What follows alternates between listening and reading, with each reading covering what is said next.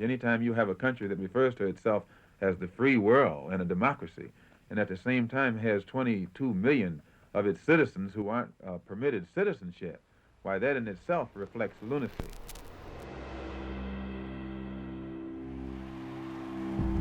Malcolm X was a civil rights crusader, black nationalist, and Muslim minister.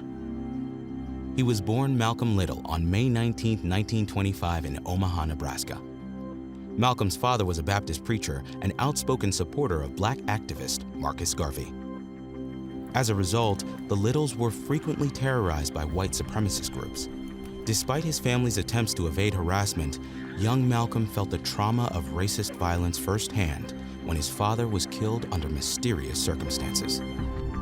A brilliant student, Malcolm was discouraged and demeaned by white teachers who ultimately pushed him to drop out of school at age 15. Bouncing between Boston, Flint, and Harlem during his teenage years, Malcolm turned to crime to get by. In 1946, at age 21, he was arrested for burglary and sentenced with 8 to 10 years in prison. While incarcerated, Malcolm developed a new and radical worldview based in liberation and self-determination. Through the influence of fellow prisoner John Bembry, Malcolm became an insatiable reader. He soon found himself drawn to the teachings of the Nation of Islam, a pro-black religious group led by Elijah Muhammad.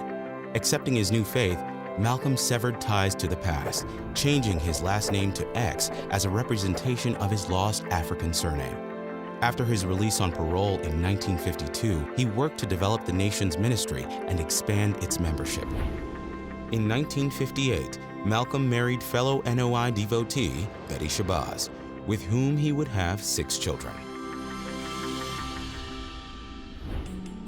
Malcolm's rapid rise in the organization mirrored the electrifying appeal of his teachings among African Americans. The wider public caught a glimpse of his movement's power one night in 1957, when Malcolm organized hundreds of black Muslims in Harlem to ensure the safety of Hinton Johnson, a hospitalized victim of police violence. Malcolm's vision of black nationalism, which did not rule out violence as a means of overcoming white oppression, was met with fear and skepticism from mainstream white audiences and quickly attracted the attention of the FBI. Still, Malcolm's role as a powerful voice in the civil rights struggle continued to build momentum. By the early 60s, however, Malcolm had grown disillusioned with the Nation of Islam after learning of Elijah Muhammad's extramarital affairs. In 1963, Malcolm publicly cut ties with the organization. Shortly thereafter, he traveled to Mecca and Cairo on a cultural journey that reaffirmed his faith and cultivated his hope for a peaceful resolution to the struggle for racial equality. Still, Malcolm X's return home was not easy. Death threats, many from followers of Elijah Muhammad, plagued him and his family. Eager to make a lasting statement, Malcolm X collaborated with writer Alex Haley on an autobiography.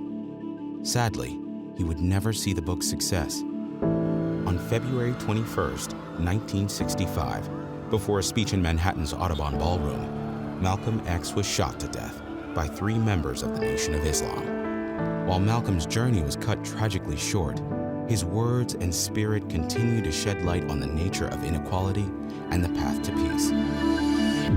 He remains one of the most influential figures in American history.